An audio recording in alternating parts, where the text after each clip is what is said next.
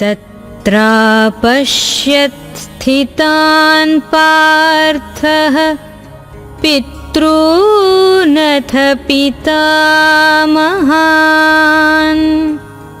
आचार्यान् मातुलान् भ्रातॄन् पुत्रान् पौत्रान् सखींस्तथा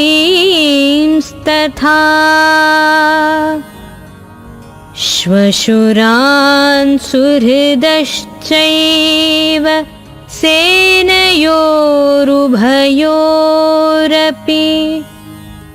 तान् समीक्ष्य स कौन्तेयः सर्वान् बन्धूनवस्थितान्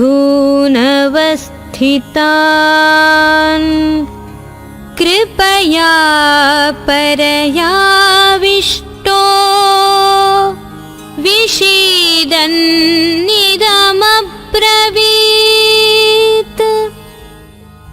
Now Arjuna saw stationed there in both the armies his uncles, granduncles and teachers, even great-granduncles, maternal uncles, brothers and cousins and sons and nephews and grandnephews.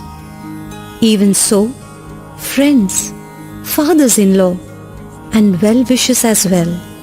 Seeing all the relations present there, Arjuna was overcome with deep compassion and spoke thus in sorrow.